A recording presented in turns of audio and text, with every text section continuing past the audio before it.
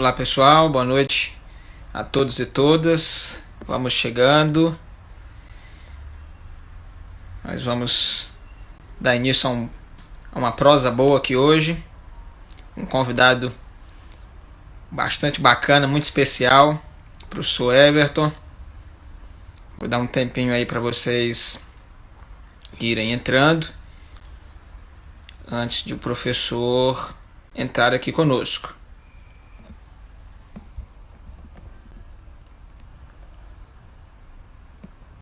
Já estou vendo aqui o amigo Jonathan. Um abração, Jonathan, obrigado. Está aqui conosco. Tem um perfil da Unicamp aqui conosco também. Diego Souza com a gente.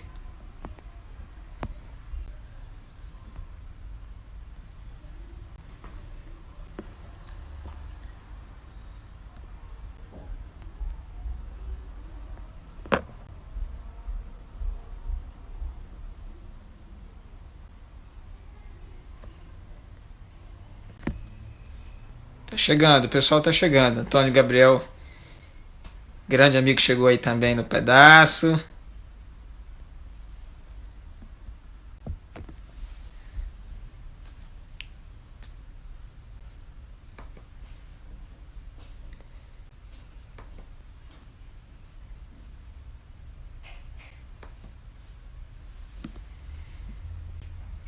O pessoal tá chegando. Então vamos lá. Deixa eu mandar aqui uma solicitação para o nosso amigo Everton, para a gente começar esse papo aqui. É importante saber que se você conhece alguém que se interessa por esse assunto ou vai gostar dessa conversa depois, a gente vai disponibilizar isso num canal do YouTube que a gente está criando para essas nossas conversas aqui. Tá? Então, se você quiser ver de novo depois, além de você salvar aí no seu IGTV, no IGTV para você ver, você também vai poder acompanhar pelo canal no YouTube.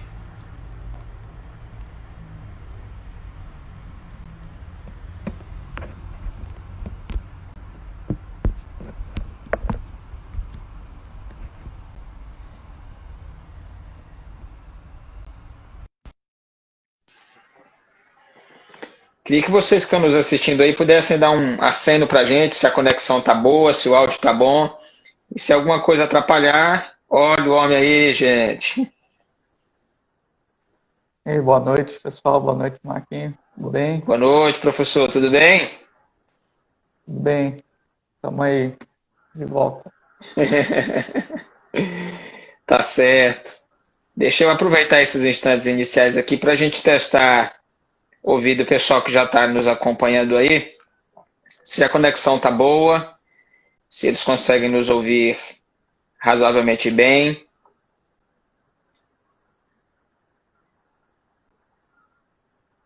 Para a gente dar início aqui à nossa prosa. Bom, em primeiro lugar, queria te agradecer por ter aceito aí o nosso convite para estar conosco aqui hoje fazendo essa reflexão sobre essa ideia, né, do mundo pós-pandemia, o que vem por aí, né, e quais são os caminhos que a nossa economia tem trilhado, o que a gente pode esperar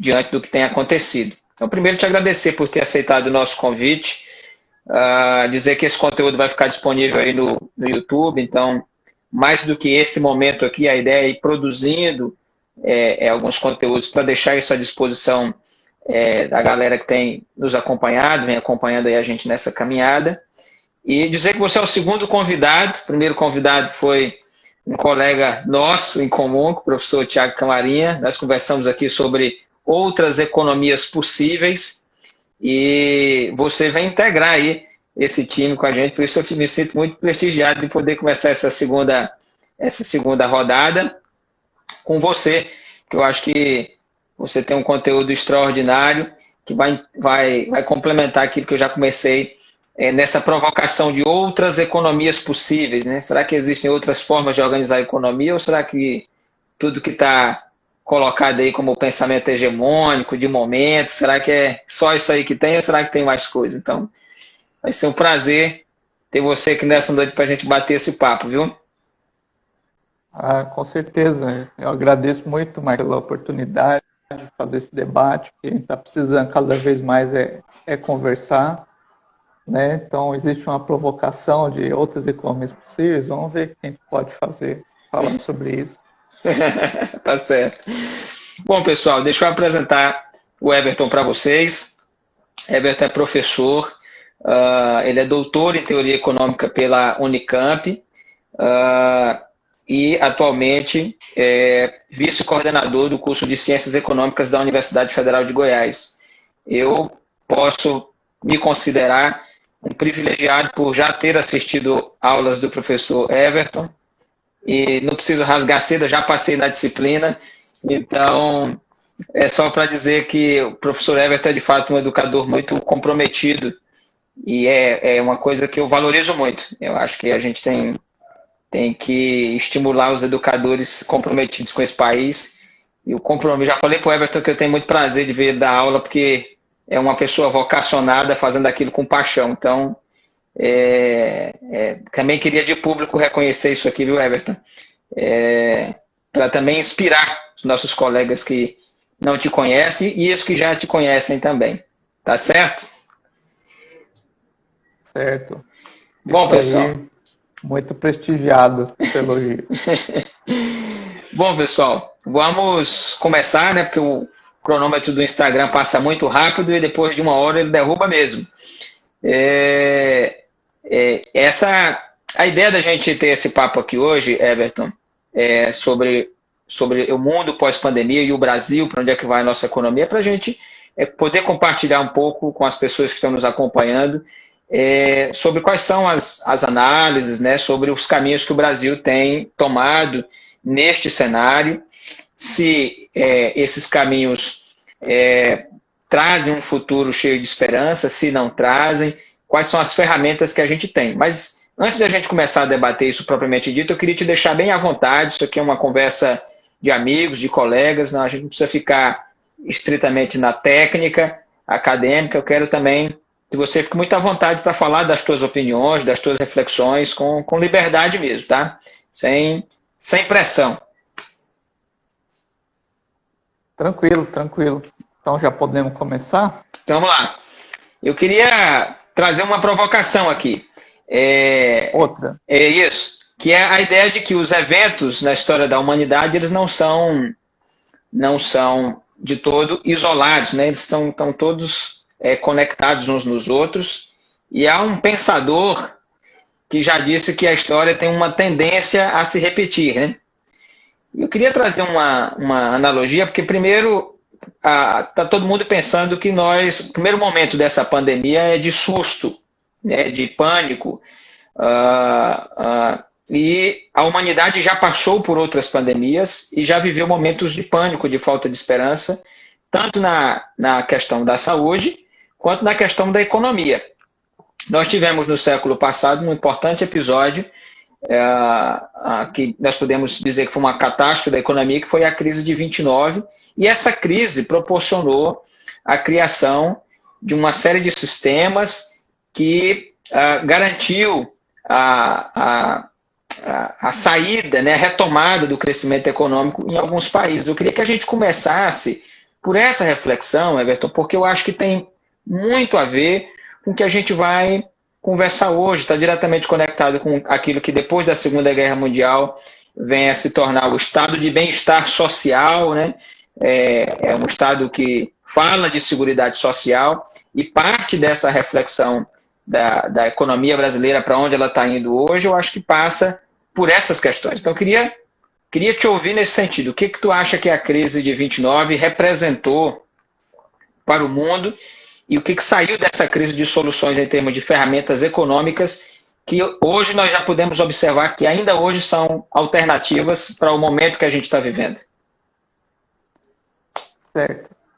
Vamos colocar da seguinte forma. O arranjo que se constrói na pós-Segunda Guerra, a partir de 44, antes da guerra acabar, mas se consolida no pós-Segunda Guerra, ele é uma reação, evidentemente, à guerra, é uma reação à crise de 29, é uma reação ao colapso do liberalismo econômico. Isso aí é bastante claro, né? E é uma reação ao quê? É uma reação à insegurança econômica, é uma reação à desproteção do cidadão, à desproteção do trabalhador, né? Então fica claro que a saída da guerra, você precisa de um mundo em paz, um mundo que coopere, um mundo em que os seus cidadãos têm direitos políticos, mas têm direitos econômicos, né?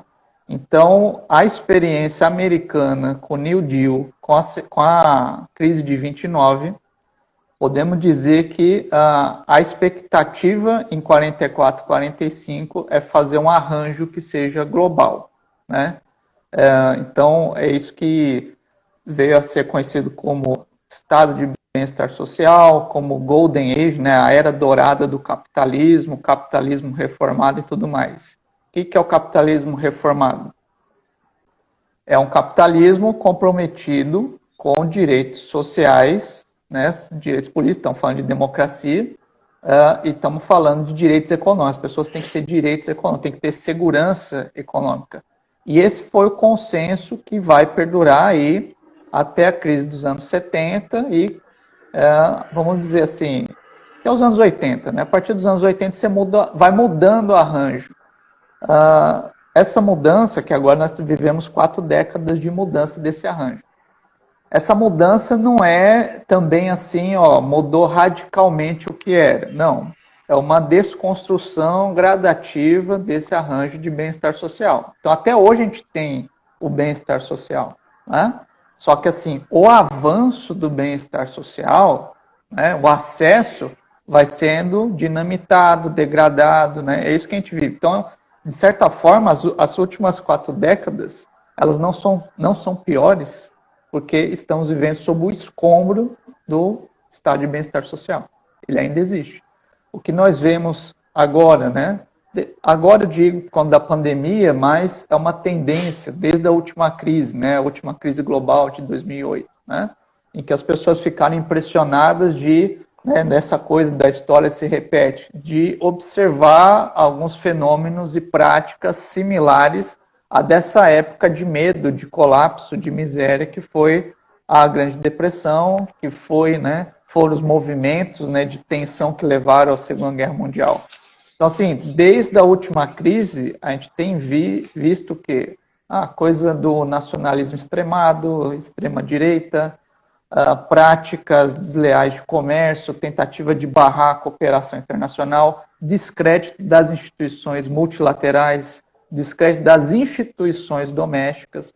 Então, todos esses fatores, eles, dentro de outros, se coadunam para o quê? Aumentar a incerteza, diminuir a segurança econômica, né? Então, por isso que muita gente fica nessa coisa, a democracia está morrendo, né? E ela está morrendo por quê? Porque não está tendo a resposta econômica, as instituições não estão dando a resposta econômica. Assim, esse foi mais ou menos o cenário da crise de 2008. Nessa pandemia, a experiência nos outros países é de uma reação muito rápida, diferente do que foi em 2008. Né? A reação sempre é rápida no sistema financeiro, por razões que não são conspiratórias, vamos colocar dessa forma, né? Mas a pandemia tem mostrado que as reações estão sendo muito rápidas no resto do mundo. E aí, infelizmente, nós estamos desconectados desse tipo de reação, o que é a gravidade do caso brasileiro, né? Então, assim, uma das coisas que está sendo discutido é que o pós-pandemia, assim, abre-se uma janela que pode ser próspera, pode ser progressiva, sim. Eu acredito que a discussão está amadurecendo lá fora, mas aqui não. No Brasil não está amadurecendo essa questão. Tem gente falando aí que agora é a grande oportunidade de fazer uma economia mais verde, né? Vamos dizer assim, né? Mudar nossa matriz energética global, reverter a globalização, né? Os efeitos negativos da globalização. Então, há quem já se vinha discutindo isso antes da pandemia, agora que a pandemia está mais claro isso, talvez a globalização tenha ido longe demais, né?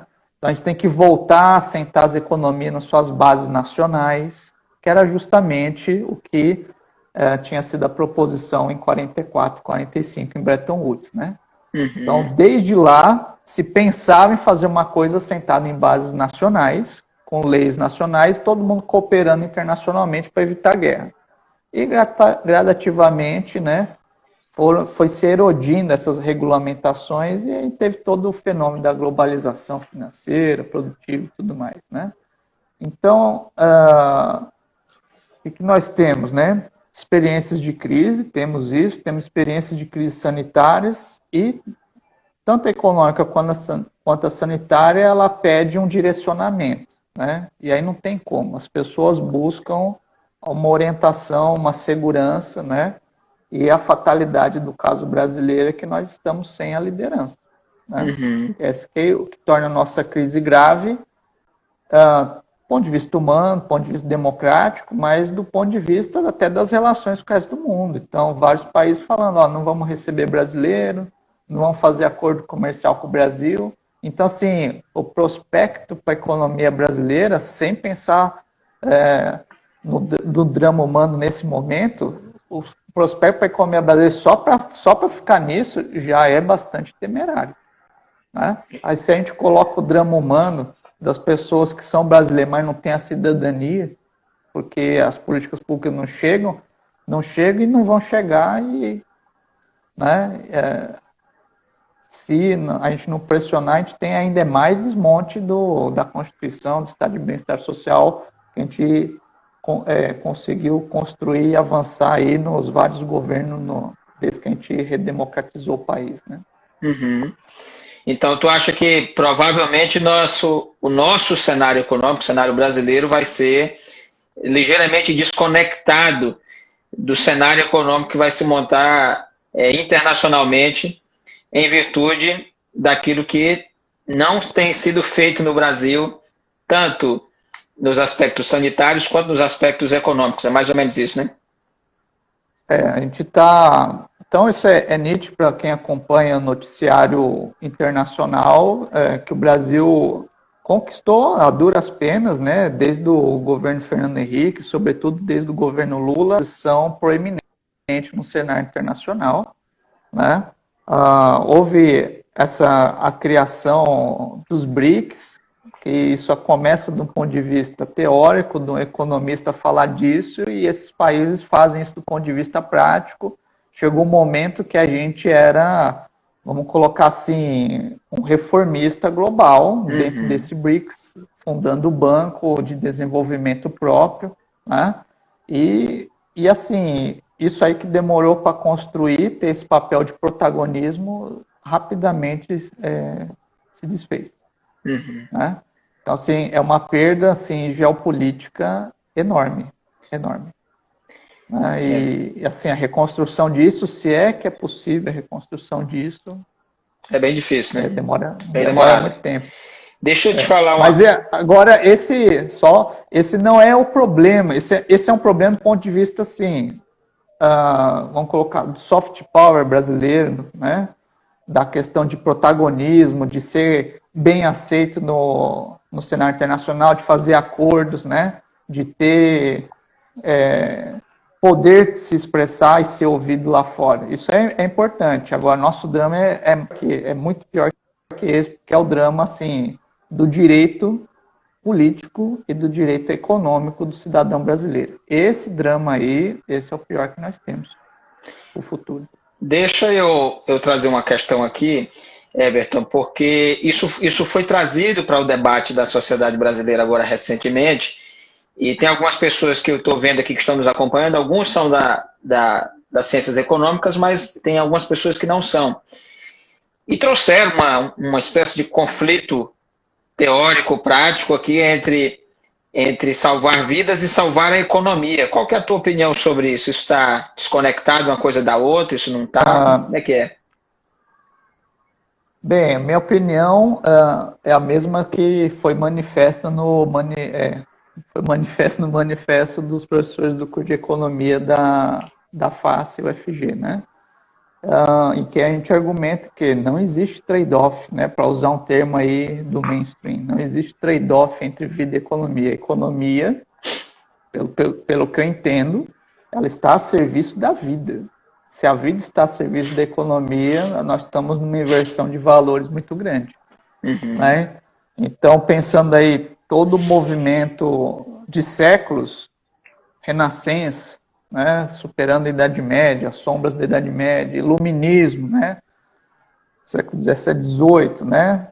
Chegamos agora no Estado moderno e tudo mais, não se poderia falar que a vida não tem preço, ou que a vida vai ter que sofrer ponto da economia. Economia, mais do que qualquer momento da história da humanidade, nós estamos num sistema que permite privilegiar a vida. Nós temos condições materiais de proteger a vida. Né? Já falei isso algumas vezes, né? Diferente de outras épocas, né? Nosso PIB, por exemplo, brasileiro, 5% é alimento, né? Se for olhar para sociedades antigas, boa parte do PIB era isso, né? Era a produção para comer, né? Boa parte do nosso PIB é serviços, né? Coisas que nos dão conforto, caracterizam o que é ser moderno, o nosso padrão de vida, mas não são essenciais do ponto de vista da reprodução orgânica. Né? Então, assim, nós estamos num sistema de abundância, em que a abundância não chega a todos porque nós tomamos a deliberada de causar escassez. Né? Então, nós estamos nós temos os instrumentos modernos, temos as técnicas econômicas modernas para que, por exemplo, todo mundo pudesse fazer o isolamento adequado, né? Uma vez que não tem vacina, não tem tratamento. Né? Nós temos todas as técnicas para garantir que as pessoas tenham renda sem trabalho, né? Para que o Estado faça os gastos necessários sem tributos. Temos tudo isso. Só não faz por quê? Porque a visão de mundo é muito estreita dos governantes. Né? No caso, sobretudo brasileiro, porque no caso do Brasil, assim, se a visão fosse estreita, mas você olhasse para fora, visto que os caras estão fazendo e copiasse, beleza, está resolvido. A questão é, os caras olham para fora, vê o que estão fazendo e não copia, faz ao contrário. Então, assim, esse é o drama brasileiro. Né? Nem para copiar a gente está servindo nesse momento, nossos governantes. Né? Então, essa que é a tragédia toda. Né? Eu fico me perguntando até que ponto essa retórica foi criada assim, de maneira muito meticulosa sobre salvar vidas ou salvar a economia, porque nós temos uma parcela significativa da sociedade brasileira que nem está na população economicamente ativa. Nós temos uma parcela significativa da população brasileira que está negativada, sem acesso a crédito, né? E aí já trazendo um conceito estrito da economia para a gente falar de salvação da economia. Nós ainda não vimos, né? Já estamos aí com 3 meses que a pandemia chegou ao Brasil e nós ainda não vimos a apresentação de um conjunto de soluções que realmente sejam viáveis para salvar os pequenos negócios, por exemplo, para salvar as famílias que estão sem renda. Tem gente até hoje que nunca recebeu o auxílio emergencial, essas coisas todas. Então eu fico me perguntando até que ponto isso não foi... também não quero entrar na vibe da teoria da conspiração, mas até que ponto esse tipo de narrativa de salvar a economia surgiu agora e a gente não tem, às vezes, fechado os olhos para questões da nossa economia que há muito tempo estão aí presentes e a gente convive com elas, com uma desigualdade de renda, com essas outras coisas que eu já citei, e a gente... Antes não se falou em salvar a economia e agora está se falando em salvar a economia, mas não tem... Pelo menos essa impressão eu queria te ouvir.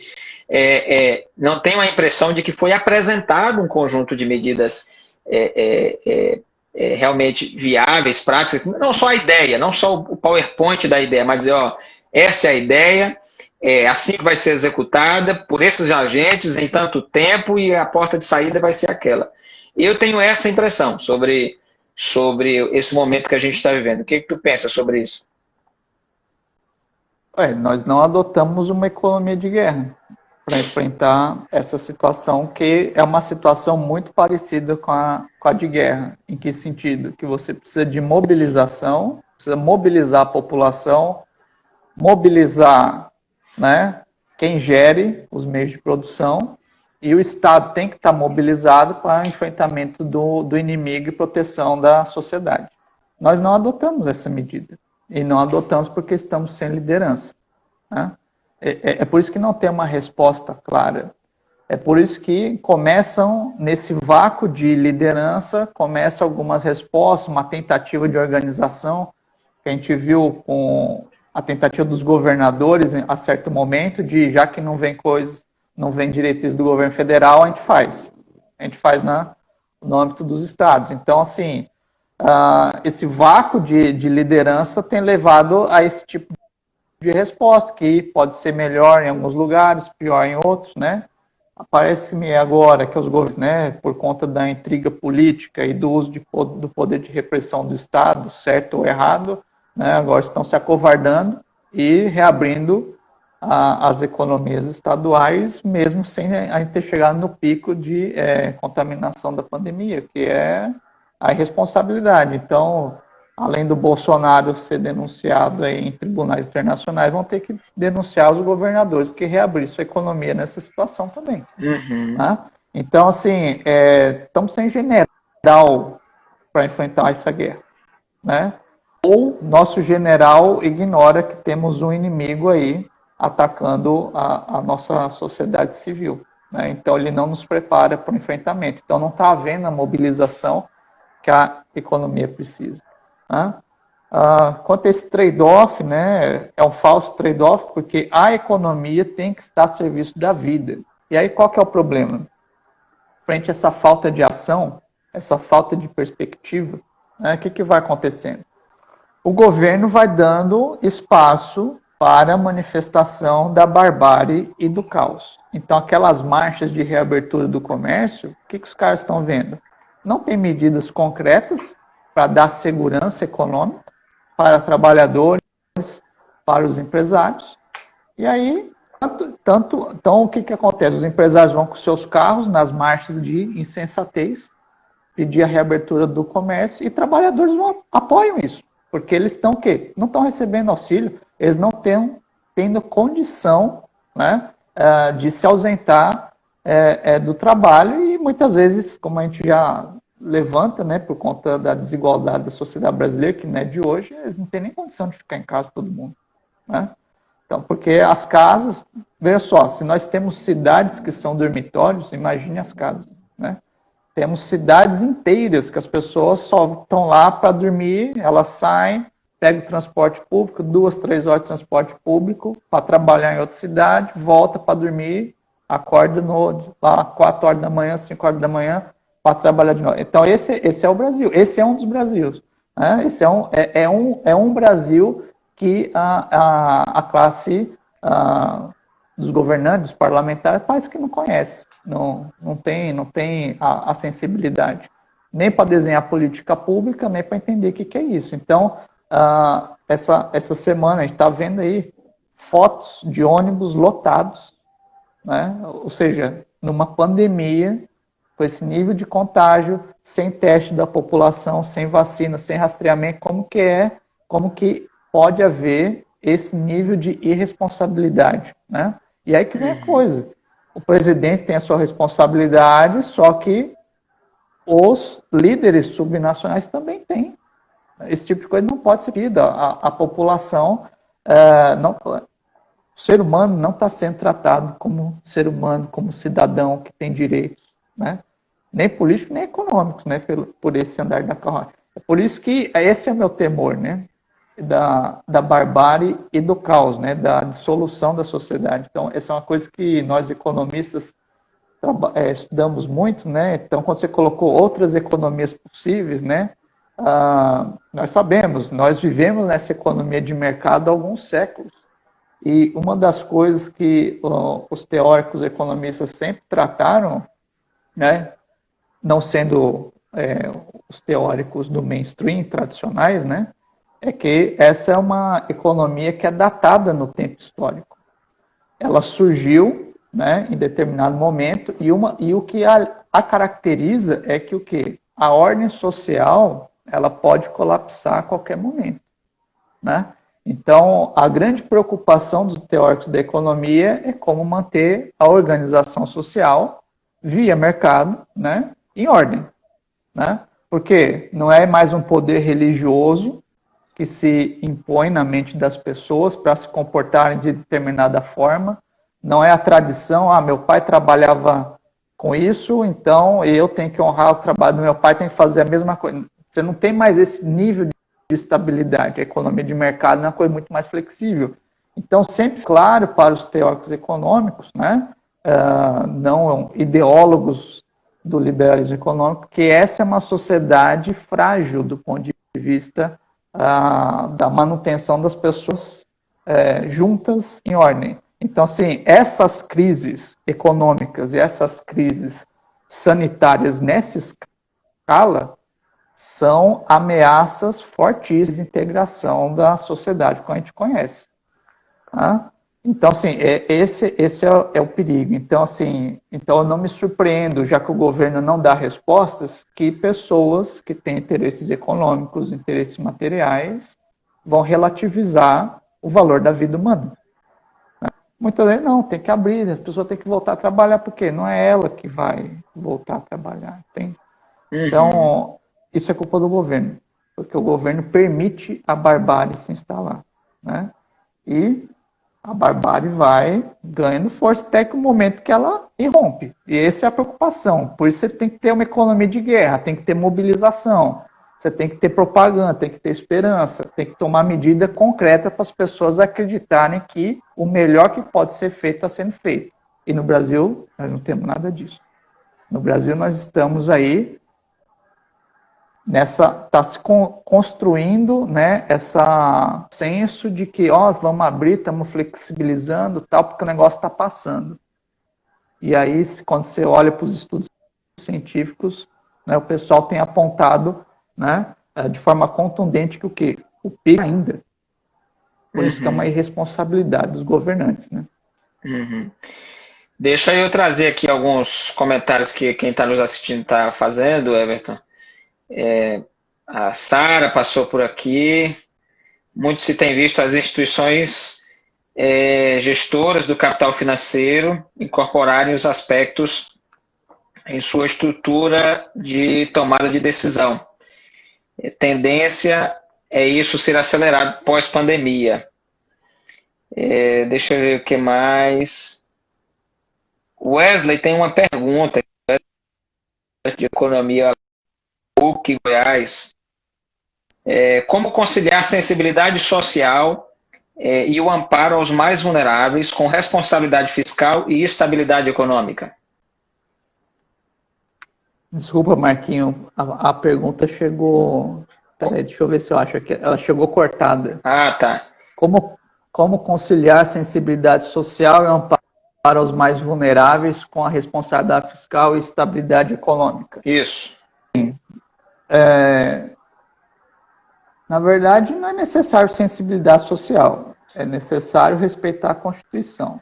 Né? Tá lá o que tem que fazer, qual que é o direito do cidadão brasileiro. Né? Ele tem direito à saúde, educação, trabalho. Agora, os governos, independente se é um governo mais liberal, menos se é um governo conservador, progressista, ele tem que respeitar aquela Constituição. Esse é o mínimo. Né? E a Constituição, sim, é sensível ao lado social, e ela é sensível do ponto de vista que ela coloca quais são os deveres do Estado e quais são os direitos do cidadão brasileiro desse ponto de vista. Né?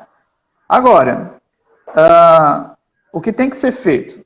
A vida é a prioridade, né? A dignidade humana é prioridade, o direito político, o direito econômico são as prioridades. Direito econômico eu estou colocando nesse sentido do século XX, né?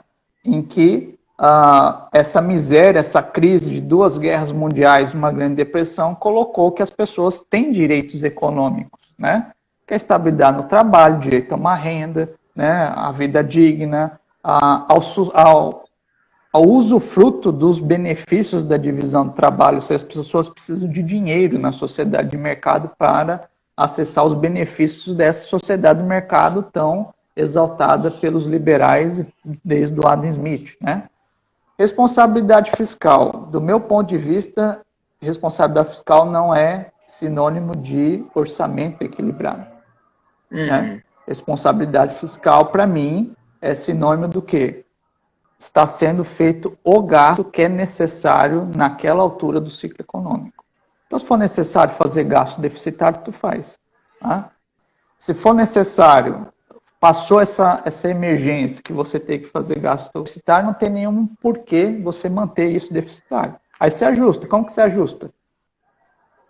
Você corta o gasto extraordinário que foi feito porque ele não é mais necessário, ou os tributos, né, para compensar isso assim que a economia se recupere. Né? Então, eu como keynesiano, né, me considero responsável fiscalmente. Então, o que significa? É você usar a flexibilidade do orçamento quando é necessário. Normalmente, o que nós vemos?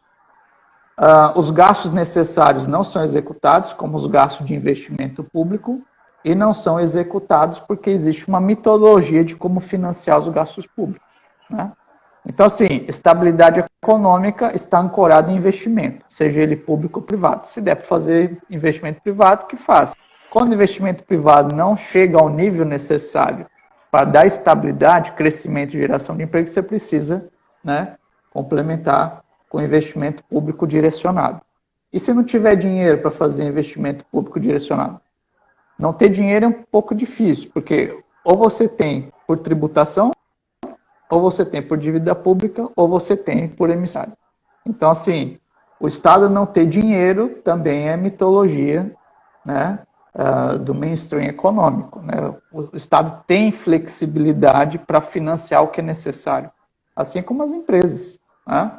Nem sempre elas têm dinheiro em caixa. Quando elas não têm, elas vão ao mercado capturar o dinheiro, porque o que é necessário é aquela ação, é aquele planejamento. E a mesma coisa. Então, como que eu entendo, né?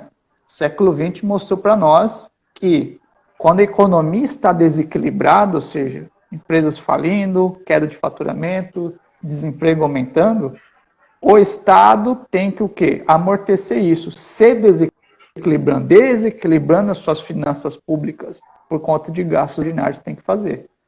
Então, assim, fica muito claro que esse Estado que faz esse investimento anticíclico, que faz transferência de renda anticíclica, ele precisa ter o quê? Uma correspondente fiscal adequada.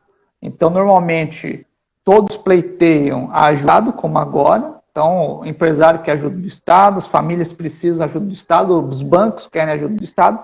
Mas depois que isso passa, ninguém quer pagar tributo progressivamente da renda e patrimônio, né? Não quer tolerar o nível de endividamento público em relação ao PIB. Então, assim, tem que ser consistente. Né? Então, assim, a teoria econômica é perfeitamente. Nós financiamos uma guerra mundial, que foi quando a economia global mais se esforçou do ponto de vista de alocação dos recursos, e não tinha dinheiro para isso. E os estados fizeram. Né? Tendo vontade política, usando os instrumentos adequados, você financia. Né? Pensa só, havia dinheiro para mandar o homem para a Lua? Você cria os recursos para isso acontecer. Tem gente que chama esse negócio de gasto, tem gente que chama isso de investimento. Everton, tu poderia falar um pouquinho sobre essa diferença, o que é gasto, o que é investimento? Gasto e investimento são as mesmas coisas, ou isso está diretamente ligado com a cosmovisão que a pessoa tem? Investimento é gasto. Na definição econômica, na definição da contabilidade social. Gasto é aquisição do produto, seja a televisão para sua satisfação via consumo, seja a aquisição de uma máquina que vai produzir outros bens. Gasto é a aquisição do produto. O produto pode ser bem de consumo ou bem de investimento. Investimento é gasto. Então, aquelas pautas, como é que é? Investir em educação não é gasto. É gasto, sim.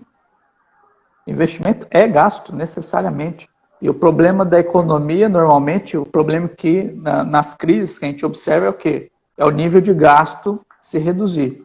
Empresários gastando menos, famílias gastando menos, Estado gastando menos. Quando todo mundo gasta menos, quem que move a economia? Esse é o dilema todo. Né? Na economia, os comportamentos racionais normalmente agravam a situação econômica. É por isso que o Estado, nessas crises, é o agente que tem condições de se arriscar para tirar a economia do buraco e reativá-la. Por quê? Ele é o único que tem condição de gastar de forma ilimitada, né? Então, esse que é o problema. Então, se o empresário está tendo prejuízo, perda de faturamento, como é que o empresário vai investir? Né? As famílias perdendo emprego, como é que elas vão aumentar os gastos nesse momento? Não, ninguém faz isso. É por isso que justamente o Estado tem que fazer. E é nesse momento que a arrecadação do Estado está caindo. E é por isso que, nesses momentos, se o Estado não fizer nada, ou seja, não fizer nada, se ele reduzir seus gastos, ou se ele aumentar seus gastos, a coisa vai ser deficitária. Né? Então, o que acontece? Nós estamos aí em décadas num paradigma equivocado de como funcionam as finanças públicas. Né? Então, assim, a pandemia, a crise anterior já veio modificar alguma coisa, né?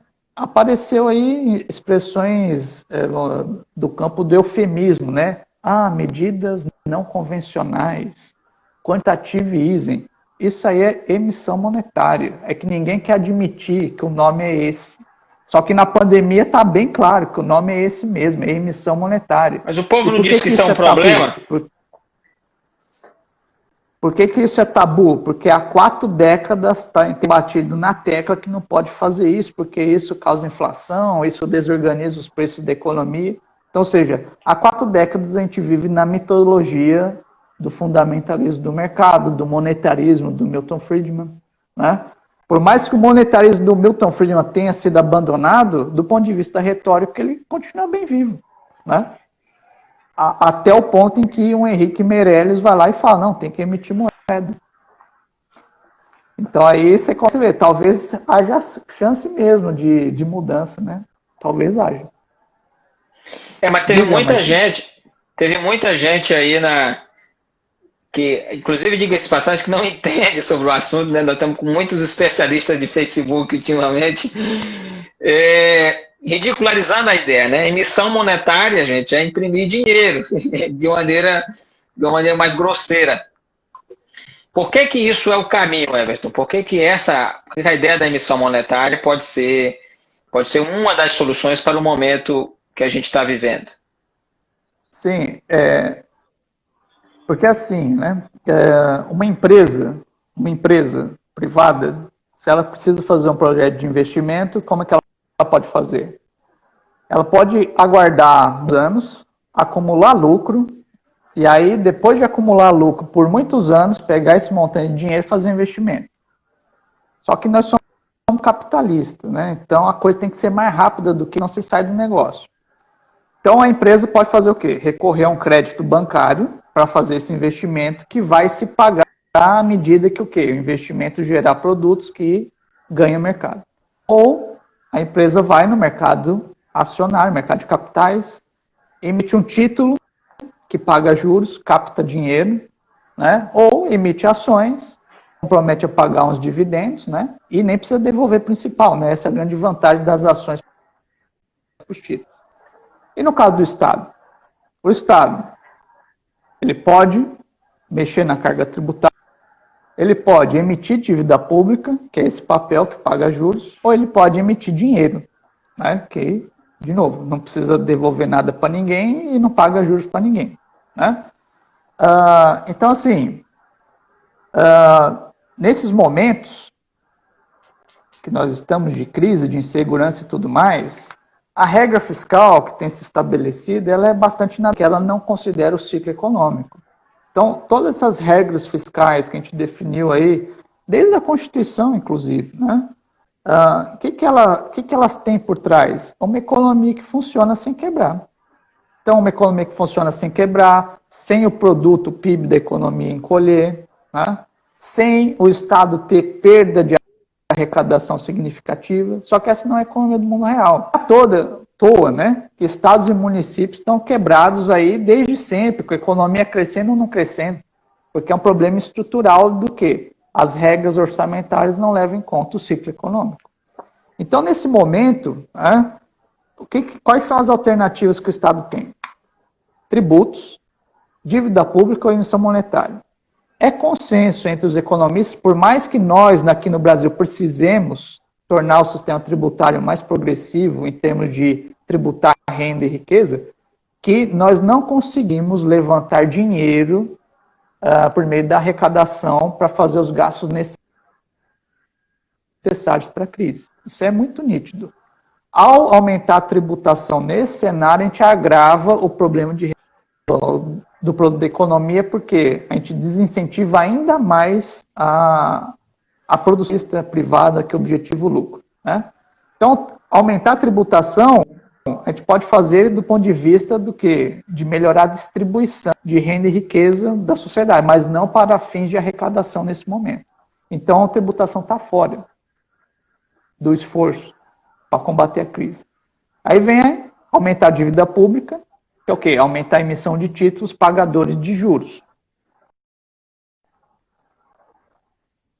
Impacto social, porque quem compra título é gente abastada. É banco, são fundos, né? Famílias ricas, né? De forma assim, estatisticamente significante, não é a classe média que está adquirindo títulos públicos, né? Então, assim, essa é uma solução? É uma solução. E a outra? A outra é emitir uma dívida pública que não paga juros, que é emitir moeda, né? Então, assim, dependendo da situação econômica, emitir título público com taxas de juros baixas é a medida mais adequada. Dependendo da situação, você precisa de uma coisa mais rápida, mais incisiva, que é a colocação de dinheiro estatal direto onde precisa, como foi esses fenômenos do quantitative easing aí desde da última crise global, né? Então, assim, há muitos instrumentos, o que não há é consenso de usar os instrumentos, né, de forma adequada. Hoje, por exemplo, o Banco Central tinha que estar pagando o auxílio emergencial, tinha que estar emprestando diretamente aos bancos e nem passando para o banco privado tinha que estar, né? Porque o que seria isso? Você cria o poder de compra no Banco Central e injeta diretamente onde ele precisa. Isso daria uma segurança e uma estabilidade para a economia que não tem nem comparação.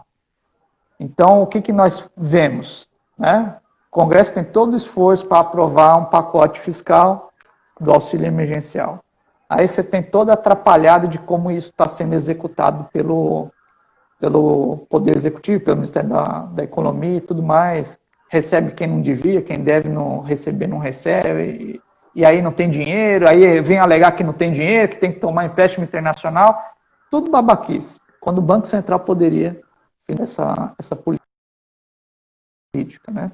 Tem todas as condições. Se você pode pôr 1,3 trilhão nos bancos privados, por que você não pode pôr 1,3 na mão das famílias e dos empresários?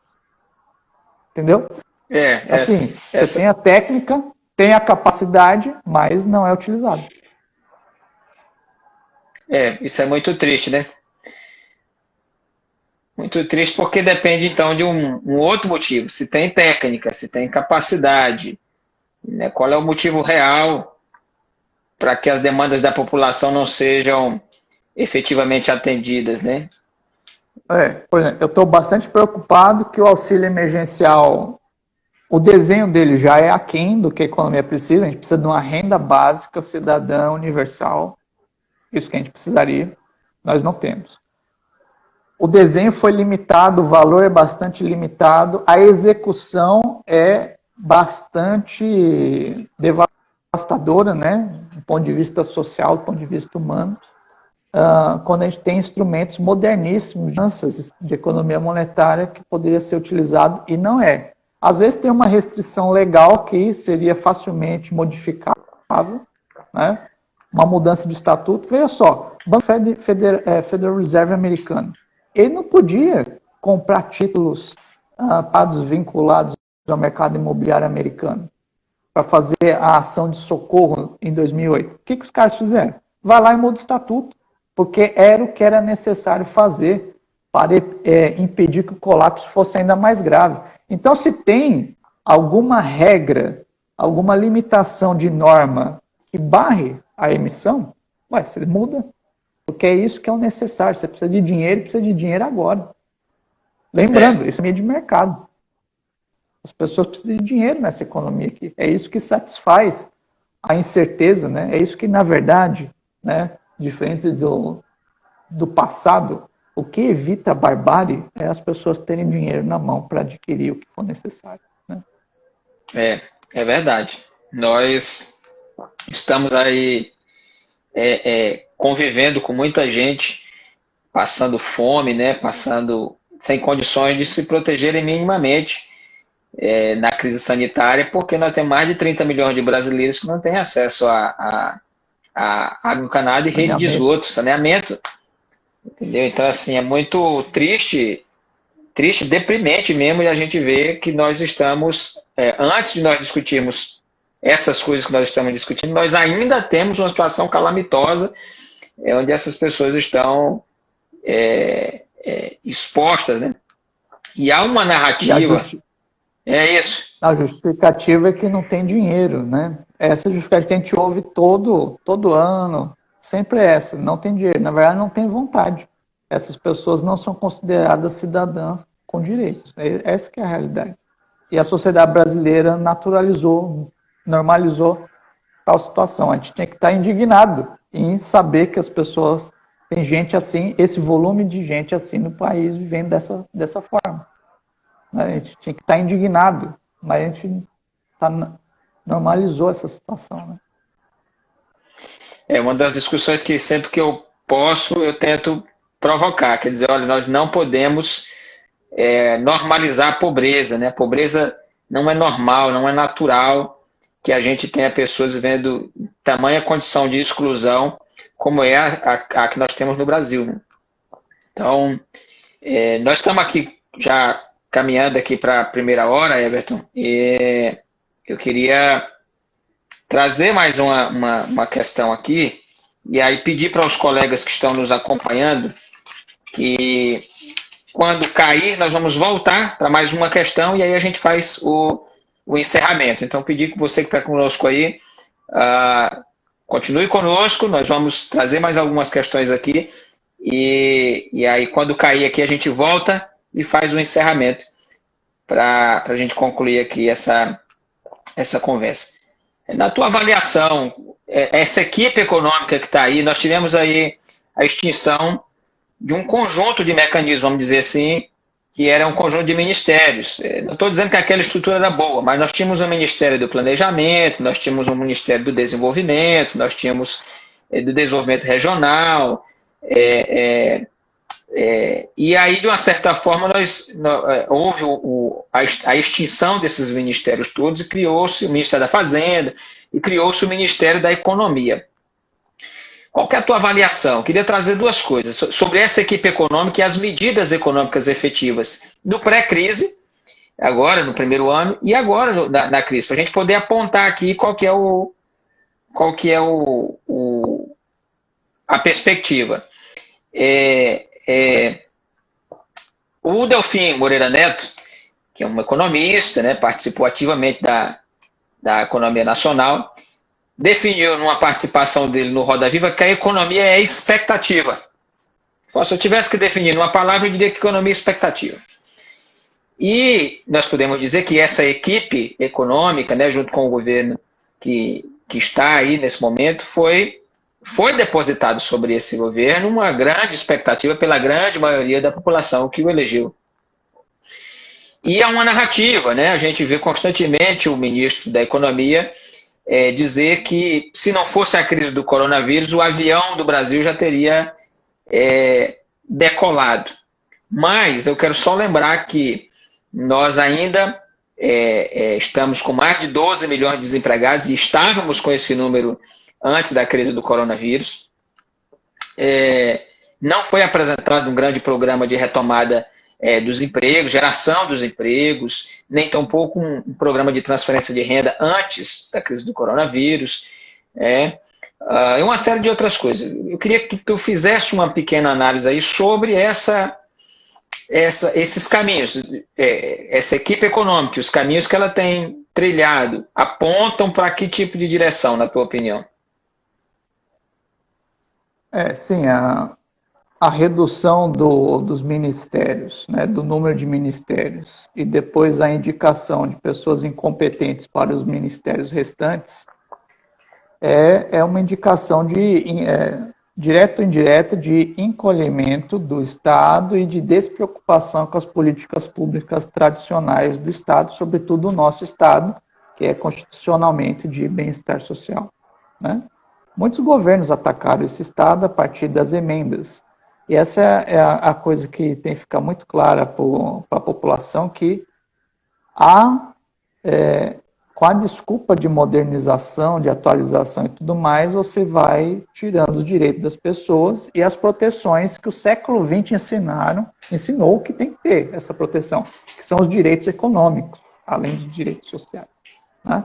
Então, assim, a eliminação do Ministério do Trabalho, há um simbolismo nisso, importante, né? Mas você tira toda uma pasta que tem uma preocupação muito clara, né, com o trabalho. Você está dizendo, qual foi o sinal claro ali? A proteção do trabalho, a preocupação com o trabalho não é a preocupação deste governo, né? Isso ficou muito claro. Já não era do governo Temer. Já não era, né? Isso ficou bastante claro. No governo Temer, houve o Ministério da Fazenda assumiu, né, não sei se vocês lembram, quando o Meirelles assumiu, uma pasta da Previdência foi para o Ministério da Fazenda. Por quê? Porque você queria fazer a reforma da Previdência, né? Então você assumiu aquela função para você ter controle direto daquilo para fazer a mudança que era necessária. E esse super Ministério da Economia? É a mesma coisa. Assim, Ministério do Planejamento, mesmo quando a pasta existe, desde os anos 80 nós não temos Ministério do Planejamento porque não tem recurso para a pasta, né? Então, assim, agora você juntou tudo no Ministério da Economia. O que significa isso? Você tem uma série de pastas de políticas públicas separadas que estão nas mãos de uma pessoa que é incompetente, que é o senhor Paulo Guedes, né? Esse é o problema. Esse é o problema todo. O problema é o quê? O ministro Paulo Guedes e sua equipe econômica estão sentadas nos instrumentos mais importantes que a gente tem para combater a crise e eles não têm a mínima noção de acionar esses instrumentos para combater a crise. Por quê? É o que eu tenho dito. Eles estão defendendo as mesmas coisas que eles defendiam antes de chegar ao poder, estão defendendo as mesmas coisas de 2019, quando eles já estavam no poder, e nesse meio tempo não está decolando coisa nenhuma. A economia vinha desacelerando desde 2014, tivemos uma crise, essa economia não se recuperou, muita expectativa financeira eleitoral em 2018, 2019 não se concretizou, fuga de capitais desde 2019 está acontecendo no Brasil, né? E 2020 só foi cereja no bolo com a pandemia, porque, entendeu? A crise bateu numa coisa num avião que já estava caindo já, né? Esse é o que é o ponto importante, né? Não é que a gente estava em pleno voo subindo, não, a gente estava mal. A gente poderia estar tão mal quanto foi o governo Temer, né?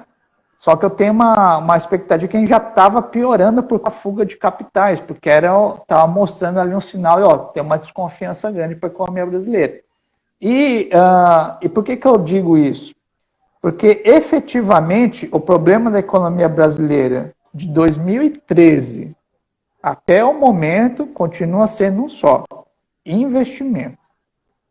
Uhum. Então, aquela desaceleração com o ministro Manteiga, depois de um crescimento bem importante em 2010, era um problema de investimento, na minha visão, falta de investimento público, carregar o investimento privado.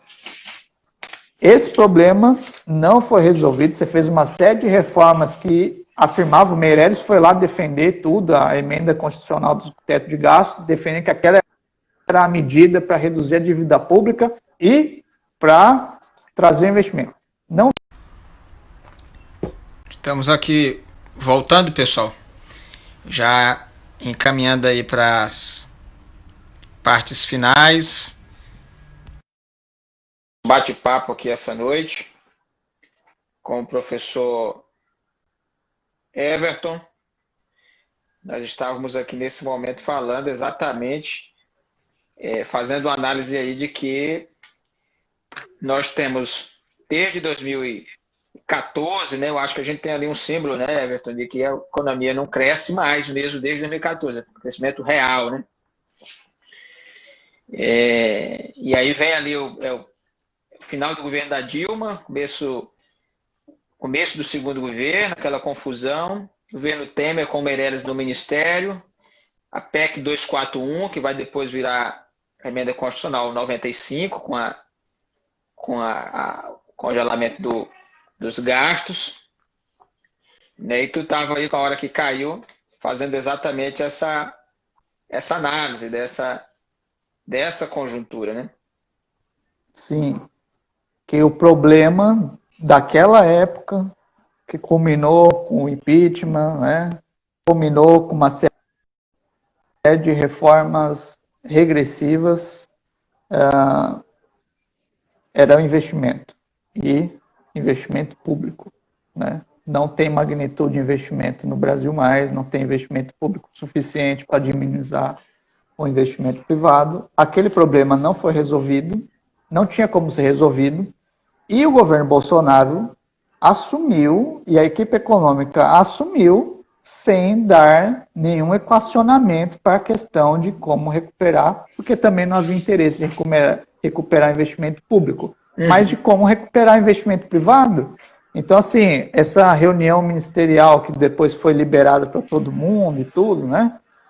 Fica muito claro uma coisa ali, a esperança de que, de alguma forma, investimento privado é a saída para a situação que nós estamos, e aí que vem, né, quando você observa que o povo está fora da realidade, porque o investimento privado já se dizia que era a saída lá em 2014, 2015, 16, 17, 18, e não tinha pandemia. E ele não apareceu como solução. O investimento privado não foi dinamizado, ele não trouxe força dinâmica para essa economia. Então, assim, depois da gente cair, né, 7 pontos acumulados, a gente vai crescer em torno de 1% por ano, durante 3 anos. E o primeiro ano do governo Bolsonaro foi mais uma coisa dessa. Então, assim, nós não temos recuperação. A estimativa é que nesse ritmo, 2025, a gente voltaria a estar onde estava em 2014, em termos de PIB, né? Então, assim, ficava claro que não tem motores para essa economia deslanchar. Então, assim, ao longo de 2019, isso foi se confirmando. Então, ficava muito... Eu pessoalmente detesto a pesquisa Focus do Banco Central, mas até nela ficava claro a revisão das expectativas de crescimento do PIB, semana a semana, né? Então, assim, esse avião não está decolando, não. Ele estava indo mal, E aí veio a pandemia. E essa pandemia era a grande oportunidade do pessoal ter um choque ali e falar, não, então agora não vamos fazer alguma coisa aqui, né? Para recuperar, vamos ter toda essa liberdade fiscal de fazer e tudo mais. Não temos compromisso de campanha mesmo nenhum relevante para a economia. Então era o momento. E aí não tem nada. Infelizmente, né? Então esse é o cenário desolador. Então, assim, eu mesmo defendo investimento privado e tal, mas eu sou realista. Investimento privado numa situação dessa, não foi investimento privado que os Estados Unidos da Grande Depressão, não foi investimento privado que enfrentou os fascistas, os nazistas na Segunda Guerra Mundial, não é assim que acontece. Você tem que ter uma articulação, com o poder público, você tem que ter as diretrizes do poder público, ainda mais nesses cenários de incerteza. Hoje, principalmente aqui no Brasil, o que a iniciativa privada quer é o quê? É pegar as áreas seguras em que o governo já atua, o Estado já atua. Então, você quer o quê? Privatizar serviços de utilidade, como saneamento básico e tal, a pretexto de que agora você vai fazer os investimentos que precisa, quando na verdade não. Você só vai assumir uma coisa que você tem um mercado cativo. Então, assim, a história da privatização no Brasil sempre foi essa. Você privatiza setores que são seguros, onde o Estado está atuando para a iniciativa privada, normalmente não avançar em investimentos e ainda cobrar mais caro pela prestação daquele serviço. Então, essa é a dura realidade, né? Então, esse capitalismo brasileiro, dessa forma, não tem condição de prosperar, né? Não tem condição. Tem uma questão interessante que você citou aí, é que essa ideia de que se for privado, o privado tem mais credibilidade do que o público. Né? Inclusive, recentemente, a gente assistindo ao vídeo da reunião ministerial, nós vimos lá que o ministro está, assim, até, digamos assim, emocionalmente desesperado para privatizar o Banco do Brasil, por exemplo. Há uma ideia de vender essa coisa da descredibilidade do Estado brasileiro, de que tudo que é público no Brasil não presta, né? E eu não posso concordar com isso, pessoalmente falando, por uma série de fatores, né? Eu estudei escola pública a minha vida praticamente inteira, a minha esposa trabalha no SUS, né? Então, assim, o SUS é quem está auxiliando o Brasil a passar por esse momento, aos trancos e barrancos, né? E o SUS tem funcionado muito bem, assim, dentro das suas limitações, dentro da nossa restrição orçamentária, vamos dizer assim. Então, qual é essa ideia, Everton, que as pessoas têm de dizer assim, não, se privatizar fica melhor, vamos ter que privatizar tudo mesmo? E essa ideia de que que o Estado é ruim. Deixa eu só complementar, que o senhor já é fazendo assim uma brincadeira com a ideia de que o Estado participando da economia constantemente é um Estado ruim, é um Estado interventor, um Estado gastador no mau sentido da palavra. Deixa eu já embutir uma outra coisa aí que a gente já vai caminhando para o encerramento mesmo, que é como é que a gente vai incutindo aí na opinião pública, na cabeça das pessoas, de que quando o Estado gasta, ou seja, quando o Estado está investindo, ele está, na verdade, ajudando toda a sociedade a melhorar a sua capacidade produtiva. Tá. Então, veja, não é todo o gasto do Estado que é defensável e tudo mais. A gente sabe como é que funciona a política dos vários governos e tudo. Então, a gente está discutindo aqui o papel econômico do Estado, né? Então, assim, há setores, né, sobretudo de infraestrutura, é só a gente ver, gente, Brasil já foi exemplo para o mundo do que faz para transformar um país. A nossa experiência no século XX foi essa. Como que você sai de um país agrário exportador para ser um país desafiador do ponto de vista industrial? Veja só, hoje nós vivemos essa falência da indústria, de que sumiu o PIB industrial, né? Mas nós fomos um país que fez, basicamente, quase todas as etapas que um país desenvolvido fez, do ponto de vista da indústria. E você fez isso como? Foi com a iniciativa privada? Não foi, foi com empresas estatais, foi com o poder público, foi com empréstimo direcionado. Então aí o Paulo Guedes vem, vamos privatizar o Banco do Brasil. Por quê? O Banco do Brasil está dando prejuízo?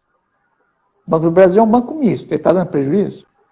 Não. Então qual que é a história de privatizar o Banco do Brasil? É porque é um dos maiores bancos do Brasil. E a galera está interessada nos ativos do Banco do Brasil. Simples assim. É a mesma coisa com o Banespa. Por que privatizou o Banespa? O maior banco estadual do Brasil. Porque os caras estavam interessados nos ativos do Banespa, simples assim. Hoje, quem é o Banespa? É o Santander. Né? O que foi comprado e tal. Então, assim, você teve uma abertura bancária, né, nos anos 90, e a ideia é o quê? Vamos dar concorrência e tal. E aí, o resultado dessa concorrência toda foi qual? Banco privado comprou os bancos que já existiam e ficam mais ou menos na mesma. Spread bancário alto, a mesma coisa. Então,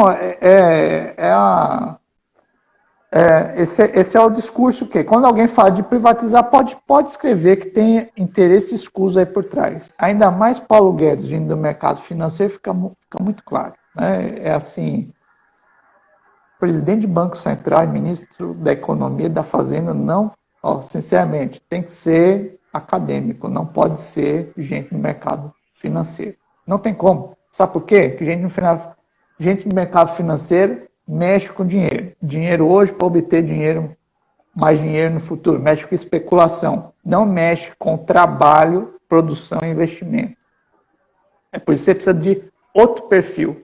Então, propostas que vêm da área financeira, a expectativa do mercado... Isso aí não interessa, gente. O que interessa é a expectativa dos sindicatos, dos trabalhadores, dos empresários, do ramo da produção. É isso que importa. Esse é o pessoal que normalmente você não vê a opinião deles no jornal. Né? Você vê, então, a opinião do mercado financeiro. Não dá, não tem país para frente desse jeito. Né? Então, privatização de ativo público, tem setores que podem ser privatizados, sim. Tem setores que não tem como, porque é estratégico, como de energia, né? De petróleo, energia elétrica. Isso aí é absurdo privatizar esses tipos de setores. Então, quando alguém está propondo privatizar isso, está propondo o quê? É o que o pessoal fala mesmo, é a privataria, né? Uhum. É a coisa de você se apossar desse tesouro que é público. Né? Uhum. Então, assim, não tem justificativa para a Eletrobras. Não há justificativa para isso. A única justificativa é o quê? Interesses escusos de se apropriar desses ricos ativos, né? Assim como foi as privatizações, né? Das telecomunicações no passado, da Vale do Rio Doce. Né? Então, isso é outra coisa que está na contramão do mundo. Né? Então, você pega ali o Reino Unido, pega a França, os caras tendo que reestatizar setores que eles entregaram à iniciativa privada. Por quê? Porque a iniciativa privada não consegue manter a operação nesses setores com lucratividade, não consegue fazer investimentos com lucratividade. Aí a iniciativa privada tem entregado ou o Estado tem reassumido essa função, por quê? Dando prejuízo ou não, a política tem que ser feita, o investimento tem que ser feito. Isso é um Estado. Né? Então, assim, vamos entregar o saneamento. Então, são 30 milhões de pessoas, né? É uma expectativa de 30 anos para universalizar. Era, né? O ano passado era a expectativa de 30 anos para universalizar o acesso. Vamos entregar para a iniciativa privada. A empresa não faz nada se não tiver a expectativa que vai ganhar dinheiro com aquilo. Então, esse é o tipo de política pública que não pode depender se vai ter lucro ou não. Ela tem que ser feita e pronto, porque é um direito social. Imita a dívida pública, imita direito. Tributos ricos. Um país que não tributa jatinho e não cobra, né, IPVA sobre jatinho e barco, não tem nem o que falar, né? País continental em que a arrecadação sobre a terra não é relevante, não tributa, não tem imposto de propriedade sobre veículo automotor, porque, né, STF, né, não entende que avião e barco é veículo automotor, né? Então, assim, é complicado esse tipo de coisa, né? Então, assim, não tem justificativa ética, não tem justificativa moral para esse tipo de prática, né? Nos vários governos, tantos anos que estamos aqui, né? Essas são coisas que é a iniciativa pública que tem que fazer, né? Claro, quando você vai fazer, vamos lá, projeto de investimento, saneamento público, você vai envolver as empresas privadas. Isso vai desdobrar investimentos privados. Agora, se você não tem o eixo público, você não tem o desdobramento privado, infelizmente. É assim que a economia funciona. Então, assim, essa coisa de Estado de um lado, mercado do outro, né, isso aí tem que acabar. Isso é uma falsa dicotomia. No mundo todo, as empresas que prosperam é porque têm apoio do Estado, isso é fato. São concorrentes globais. Como é que você constrói o seu concorrente que vai disputar em escala global? Não tem jeito, tem que ter apoio do Estado. Excelente, professor. Excelente. Acho que essa é uma das questões que a gente precisa pacificar, ajudar a pacificar no país, que não tem que o Estado precisa participar desses processos e não necessariamente a participação do Estado atrapalha esse processo. Na verdade, contribui, né, com a solução. Evidentemente, nós somos um país de conflitos políticos, éticos e morais, não é de agora, né? Mas quem não... Até para deixar claro, Marquinhos, desculpe te interromper, é porque assim, o Estado vai participar, ser um governo mais liberal ou menos liberal. É por isso que um governo liberal nos dias de hoje é chamado de neoliberal.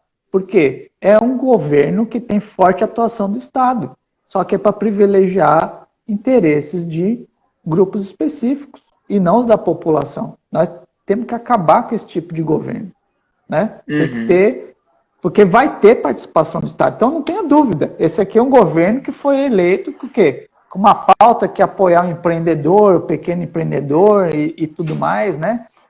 Que é tirar o Estado da intervenção, que é ser liberal na economia. Pode olhar, as medidas econômicas são de privilégio a setores. Não tem, é só ver, um dos grandes apoiadores do presidente é o quê? É um empresário, não é? São vários, né? Então, pois é. Né? Então, assim, é porque tem apoio. Tem apoio, não tem jeito. É uma ficção acreditar que a economia não tem intervenção do Estado. Agora, é por isso que tem que se conscientizar logo, por quê? Porque o povo tem que cobrar intervenção para si, para os seus direitos políticos e para os seus interesses, direitos econômicos. Né? Bom, Everton, deixa eu começar a encaminhar aqui para o encerramento, porque tem muita gente, assim, tem pessoas entrando e o debate vai esquentando, e se for deixar aqui, a gente vai embora. Eu fiz uma pergunta para o Thiago no final da live anterior, e eu quero fazer para ti, porque nós falamos isso de várias maneiras diferentes ao longo da nossa conversa aqui essa noite, que há uma ideia, é mais uma forma diferente de dizer o que a gente já estava dizendo. Há uma ideia de que existe a economia e existe a política, e que a economia não se mistura com a política. Aliás, que existe economia sem política. Eu queria te ouvir um pouco aí, nesses encaminhamentos finais, sobre isso. Qual que é a tua opinião sobre isso? Existe economia sem política? É possível fazer economia sem política ou a economia depende da política? Não tem como fazer economia sem política.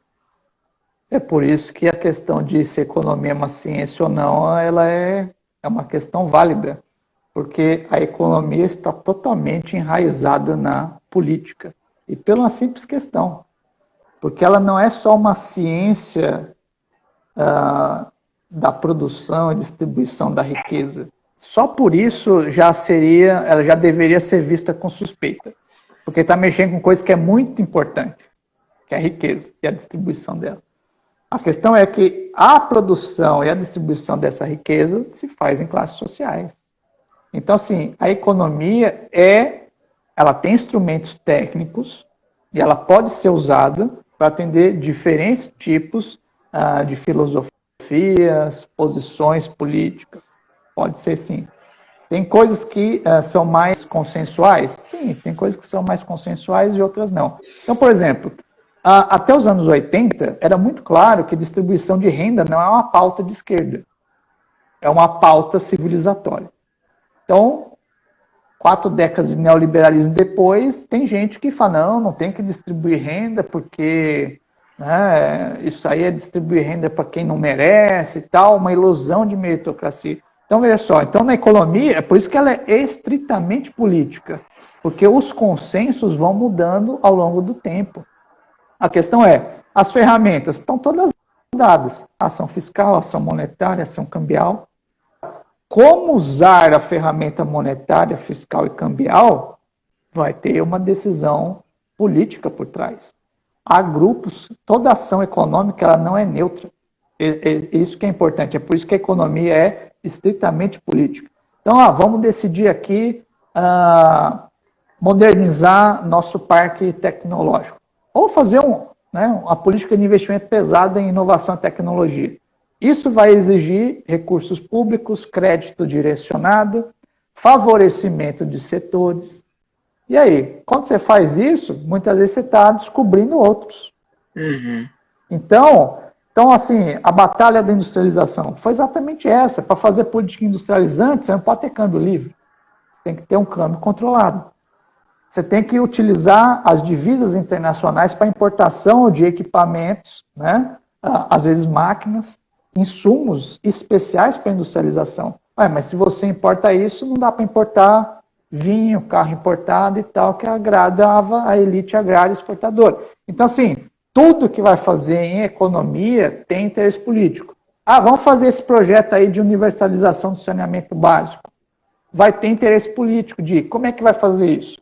Vai ser uma empresa pública que vai fazer ou essas empresas privadas aqui é que vão executar essa política pública? Então, assim, tudo tem política. Inclusive, uma das grandes perdas da economia é quando ela perdeu o nome política, porque a economia é economia política. Né? Evidentemente, o significado da economia política é de economia nacional, né? Economia da nação. E essa economia da nação é uma economia de classes. E isso está lá no Adam Smith já. Estava lá nos mercantilistas, muito claro. Né? Porque você tem essa percepção que é, sim, uma divisão do trabalho, é uma divisão hierárquica na sociedade, existe isso, sim. Então, assim, tem que ficar claro, não existe solução neutra. Por exemplo, emitir moeda não é a solução neutra. Emitir moeda significa não pagar juro para rentista. Então, como é que isso é neutro? Vamos aqui aumentar a dívida pública. Isso não é uma solução neutra. Isso é pagar juro para rentista. Vamos tributar progressivamente a renda. Não é neutro, justamente é progressivo. Entendeu? Então, toda decisão econômica é política. Então, qual que é o problema da economia, da ciência econômica, dos cursos de economia hoje? É que a parte política normalmente é desconsiderada do ensino da economia. Essa é a grande tragédia. É gente, e veja só, não tenho nada contra meus colegas engenheiros, meus colegas físicos, mas muitos entram por ramo da economia desconsiderando a questão da política. Né? Então, veja só, como que você entra para ter um doutorado, né, em economia, sendo um físico, sem ter passado pelo treinamento das ciências sociais, da história? Que tipo de economista você vai ser? Você vai ser um Samuel Pessoa da vida. Né? Ou seja, você vai, né, receitar políticas descoladas da realidade. Né? Infelizmente, assim, né, infelizmente, a economia não funciona com as ciências naturais. Né? Porque nós não temos ali partículas bem comportadas, planetas em revoluções bem comportadas. Nós temos seres humanos com medo, com racionalidade, com emoções, tomando decisões. E a história, né, essa coisa de a história se repete, mais ou menos, porque de fato ela não se repete, né? Ela sempre se modifica. Existem similaridades, mas as similaridades sempre dão para decisões que podem ser diferentes. Então, assim, o campo da economia, não à toa, veio da filosofia moral, do estudo da ética, é um estudo do ser humano. Matemática tem um papel importante na economia, mas não tem um papel crucial, né, de falar, tal política é neutra. Não existe. Né? Economia não tem. Ela pode até tirar o política do nome, mas ela é intrinsecamente política. Porque a riqueza é uma questão de poder. E a economia estuda a riqueza, a sua geração e sua distribuição. Então, como é que você estuda a criação e distribuição da riqueza de forma neutra? É só se você for muito inocente, né? Porque não tem como. Extraordinário, professor. A gente precisa compreender que a matemática é uma ferramenta, né? Que antes dos números na economia existem pessoas, né? Milhares, milhões de pessoas, e que a gente precisa considerar esse processo, essa variável subjetiva, quando for fazer só a conta matemática, né? Não é só a economia não é só um problema matemático, né? Não, não. A matemática é uma ferramenta, a estatística é uma ferramenta. Então, por isso que eu, pessoalmente, tenho bastante aversão à modelagem em economia. Não contra a modelagem em si, mas pelo tipo de modelagem predominante, que ignora que os indivíduos são cidadãos, né, são atores sociais. Né? Tem uma dependência da geografia da história para acontecer. Né? Então, essa coisa que me incomoda na modelagem é a economia se aproximar mais da coisa abstrata da matemática do que da realidade da história. Né? Então, assim, o economista tem que transitar com as duas coisas, né? Porque senão a economia é complexa demais. Né? Então, se você receita uma coisa só com base em abstração, qual a relevância disso? Né? A relevância disso é só para falar que existe política ou toda a especificidade do problema. Uhum. Excelente. Professor, o papo está muito bom, mas nós vamos ter que caminhar e encerrar aqui definitivamente. Eu quero te agradecer por ter aceitado esse convite. Eu sou um cara naturalmente bom de prosa, não preciso falar que, sendo esse o assunto ou não, mas esse em especial, eu poderia ficar aqui por mais umas 2 ou 3 horas conversando de boa, mas a gente precisa mesmo caminhar aqui para o encerramento. Quero agradecer a todo mundo que nos acompanhou aí nessas duas partes. Eu já recebi aqui algumas mensagens, muita gente querendo que você volte para a gente continuar esse assunto, entrar em algumas temáticas mais específicas mesmo da teoria econômica. Eu já vou deixar aqui de antemão um convite aberto para a gente depois pensar, às vezes numa série, alguma coisa assim que a gente possa fazer. E agradecer a gente aqui de vários lugares do Brasil, São Paulo, Paraíba, Bahia, Maranhão, Rio de Janeiro, Rio Grande do Sul, Paraná. Então, estou muito feliz com todo mundo que passou aí. Dizer para vocês que esse conteúdo vai ficar disponível aqui no IGTV e no canal do YouTube que a gente está criando para esses conteúdos. E, professor, agradecer o trabalho que você tem feito. Tenho visto aí, você tem participado incansavelmente de várias lives, como em outros momentos participou, que o país precisou das suas contribuições, das suas reflexões, para que a gente se posicionasse contra, né, esses projetos que vêm apresentando apenas interesses escusos que não atendem a grande maioria da população. Então, queria te deixar aí fazer uma declaração final aí de qual que é a tua perspectiva, como é que você recomenda que as pessoas apertem o cinto aí.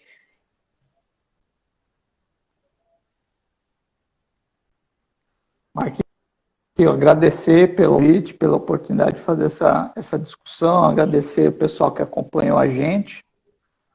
Eu, pessoalmente, não estou muito otimista com os rumos. Deixa eu só fazer um esclarecimento.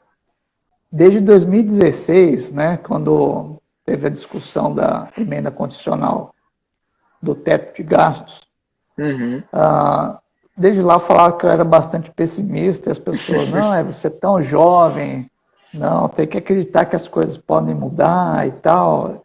Desde aquela época eu sou pessimista com os rumos que a economia brasileira está funcionando, porque se a economia funciona a partir da alavanca do gasto, o gasto gera renda e gera emprego, então assim, nós estamos muito na contramão faz tempo.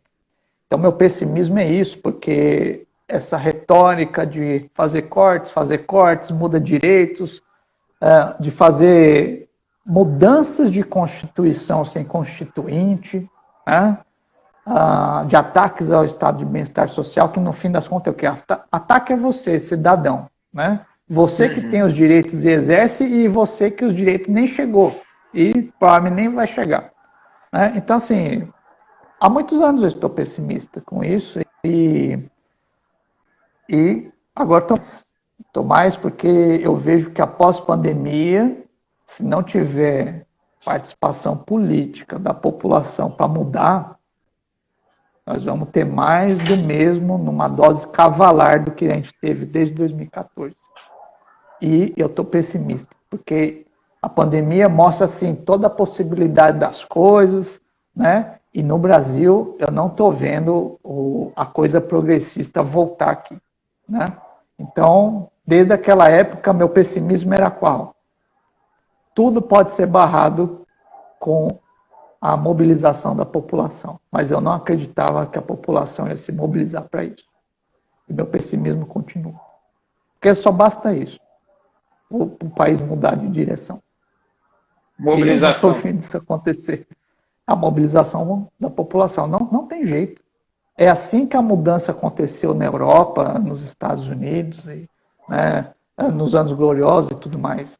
E eu não estou vendo isso acontecer, eu não estou vendo isso. Então, veja só, nós engolimos uma reforma trabalhista, engolimos uma reforma da Previdência, engolimos congelamento de gasto primário do Estado, né? Agora nós estamos vendo a realidade do que é um SUS não financiado e ainda tendo que, né, segurar. Pessoal, o SUS é tão importante, né, porque 25% da população tem acesso ao seguro privado, né? A saúde privada. E aí está todo mundo no SUS agora. Né? Então, é verdade. Então, assim, essa que é a coisa. Nós temos que parar com essa mentalidade de usuário. Temos que colocar a mentalidade que somos, né, de cidadão. Somos cidadão. Cidadão que paga seus tributos e tem acesso. Ele usa ou não usa o serviço público, ele tem acesso se ele quiser. A gente é cidadão, a gente paga tributos para isso. Então está na hora de a gente cobrar isso aí. Por quê? Quem mais paga tributo, então a política tem que ser para ele. Né? Uhum. Então, mas de novo, só mobilização popular. Sem isso, não muda. E eu continuo nesse sentido. Né? Por quê? Porque a calamidade tem que ser grande para o pessoal sair da zona de conforto. Bem, nós estamos caminhando para uma calamidade grande, né? Então, quem sabe, né? Tá certo. Eu não queria terminar tanto assim, mas é a realidade. Bom. Tá bom. Eu vou fazer um convite, então, para a gente não ficar na onda para a gente não ficar na bad. Deixa eu fazer um convite para você que está nos assistindo ou que vai assistir esse conteúdo depois, gente. Se a solução, diante do que o professor Everton está falando, passa pela mobilização, eu quero te convidar a prestar mais atenção nas coisas que te afetam.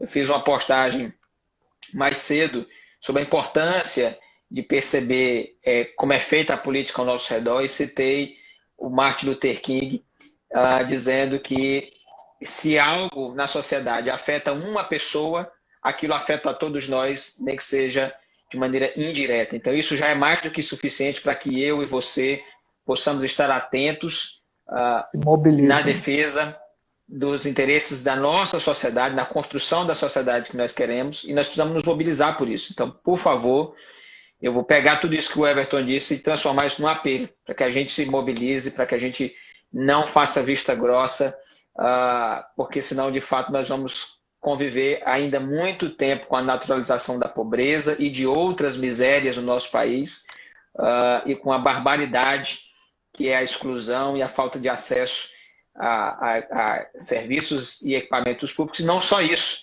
a precarização de uma série de serviços e equipamentos públicos em detrimento de interesses, como nós já conversamos aqui essa noite inteira, escusos e bastante desconfiáveis, né?